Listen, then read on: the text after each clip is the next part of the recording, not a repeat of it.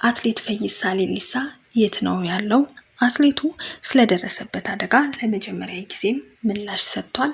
የሰጠውስ ምላሽ ምን ይሆን የሚለውን ስለተፈጠረው ጉዳይ ባጣራነው መሰረት እስካሁን ባለው የደረስንበትን መረጃ እንደሚከተለው ዘርዘር አድርጌ የማቀርብላችሁ ይሆናል። ሰላም እንደምናላችሁልን በአገር ውስጥም በውጭም የምትገኙ የተወደዳችሁና የተከበራችሁ ቤተሰቦቻችን እኛን ተቀዳሚ ምርጫችሁ ስላደረጋችሁን ከልብ እናመሰግናለን።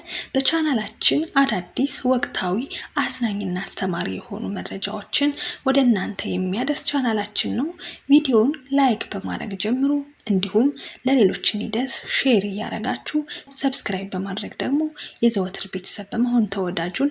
እንዲሁም አዳዲስ የወጡ መረጃዎች ወደ እናንተ በቀጥታ እንዲደርሳችሁ የደወል ምልክቷን በመጫን አብራችሁን እስከ ፍጻሜው ዝለቁ።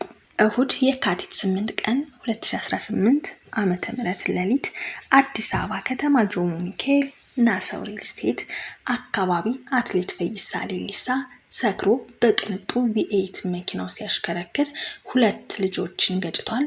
አንደኛው ልጅ ከባድ ጉዳት የደረሰበት ሲሆን በሞትና በህይወት መካከል ይገኛል። አይሲዩ ሩም ውስጥ በከፍተኛ የሕክምና ክትትል ውስጥ ነው ያለው።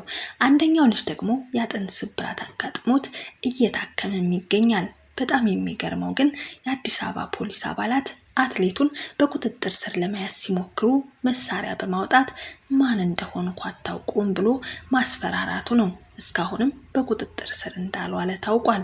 ይህንን መረጃ ጋዜጠኞች እንዲያጣሩና ተገቢ ዘገባ እንዲሰሩ የተጎጁ ቤተሰቦችንም እንዲያናግሩና ለህዝብ እንዲያሳውቁ ሲሉ በርካቶች በአጽንኦት ጠይቀዋል።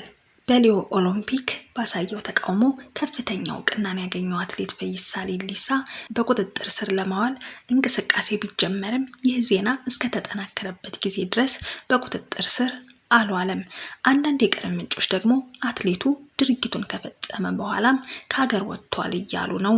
አትሌት ፈይሳ ከለውጡ በኋላም ወደ ሀገር ቤት ገብቶ በንግድ ስራ ላይ ተሰማርቶ የነበረ ሲሆን ከቅርብ ጊዜ ወዲህ ግን በተለያዩ መዝናኛ ቦታዎች በሚያሳያቸው ባህሪዎችና በህግ የበላይነት ጉዳዮች ላይም በሚሰነዝራቸው አስተያየቶች ላይ ትኩረት ሲስብም ቆይቷል።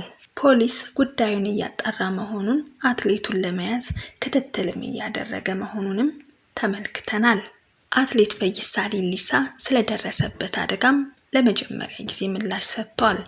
በቅርቡ ድንገተኛ አደጋ አጋጥሞት የነበረው አትሌት ፈይሳ ሌሊሳ ስለ ጤንነት ሁኔታና ስለተናፈሱ ወሬዎች በይፋዊ የማህበራዊ ሚዲያ ገጹ ጠንከር ያለ መልእክት አስተላልፏል።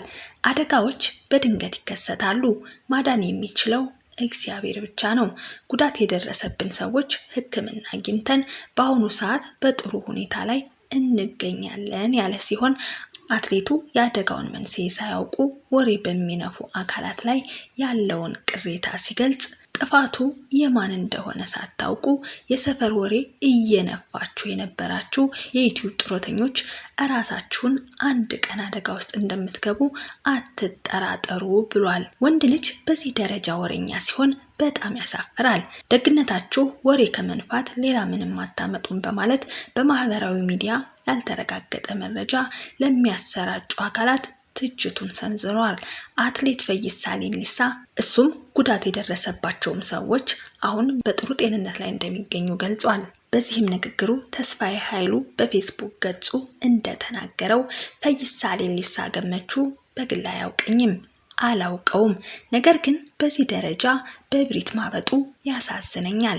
ሕግንና ሰውን መናቅ የሚያምንበትን የሚጠራውን ፈጣሪ ማስቀየም እንደሆነ እንዴት እንደማይረዳ ማሰብ ይከብዳል።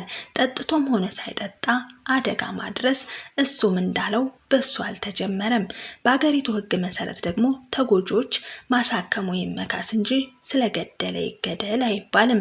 ታዲያ አንድ የወንድሙ ነው አደጋ ያደረሰው፣ ሌላ ጊዜ ደግሞ ጥፋተኛ ተጎጆች ናቸው ምንም አታመጡም ማለትን ለምን እንደፈለገ ሊገባኝ አልቻለም። አትሌት እንደመሆኑ መጠን ስሙንም ክብሩንም ጠብቆ በህዝብ እንደተወደደ ቢኖር ምን አለበት ሲል እረ መካሪ ወዳጅ ያለህ ብሏል። በዚህም የአትሌቱ ቤተሰቦች እስካሁን የሰጡት ምንም ምላሽ የለም።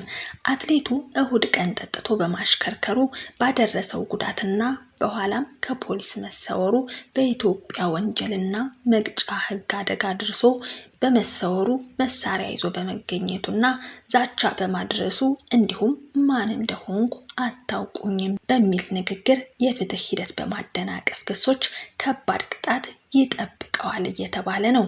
ፈይሳ ከሀገር ወጥቶም ከሆነ በኢንተርፖል ተይዞ እንደሚመለስ ወይም ካለበት ፍርድ ሊሰጠው ይችላል የሚሉም አሉ። ፈይሳ ሌሊሳን ለዚህ ሁሉ ዝና ያበቃው ከ9 ዓመት በፊት ተካሂዶ በነበረው የሪዮ ዲ ጄኔሮ ኦሎምፒክ ላይ በተሳተፈበት የማራቶን ውድድር መጨረሻ አካባቢ እጆቹን ወደ ላይ አንስቶ የኤክስ ምልክት በመስራት በመንግስት ያለውን ተቃውሞ መግለጹ እንደሆነ የሚታወስ ነው። ከዚያ ቅጽበት በኋላ ነበር የበርካቶችን ቀልብ መሳብ የቻለው። በስፖርታዊ ብቃቱ ስሙ የሚነሳው ፈይሳ ከቅርብ ዓመታት ወዲህ አነጋጋሪና ምናልባትም ከሱ የማይጠበቁ አስተያየቶችን ሲሰጥ ይደመጣል። አትሌቱ እሁድ ምሽት ጠጥቶ ባደረሰበት ጉዳትና በኋላም ከፖሊሶች መሰወሩ በኢትዮጵያ ወንጀል መቅጫ ሕግ አደጋ ደርሶ በመሰወር መሳሪያም ይዞ በመገኘት ፖሊሶች ላይም ዛቻ በማድረሱና በዚህም በርካቶችን ጉዳዩን የበለጠ የከፋ እንደሚያደርገውና በዚህም በርካቶችን አጀብ እያስባለ ያለ ጉዳይ ሆኗል። ውድ ቤተሰቦቻችን ለዛሬ ስለ ፈይሳ ሌሊሳ የነበረን መረጃ ይህንን ይመስል ነበር። ስለ አትሌቱ የሚወጡ አዳዲስ መረጃዎችን እየተከታተልን ወደ እናንተ የምናደርስ ይሆናል። ቪዲዮውን ላይክ፣ ሼር፣ ሰብስክራይብ በማድረግ ለሁልጊዜም እንድትወዳጁ እንዳሳስባችሁ እወዳለሁ። የለቀቅናቸው ቪዲዮዎች ደግሞ በቀጥታ እንዲደርሳችሁ የደወል ምልክቷን በመጫን አብራችሁን ስለዘለቃችሁ እያመሰገንሁ ለዛሬ እዚህ ጋር ጨርሻለሁ። ሰናይ ጊዜ እንዲሆንላችሁ እመኛለሁ።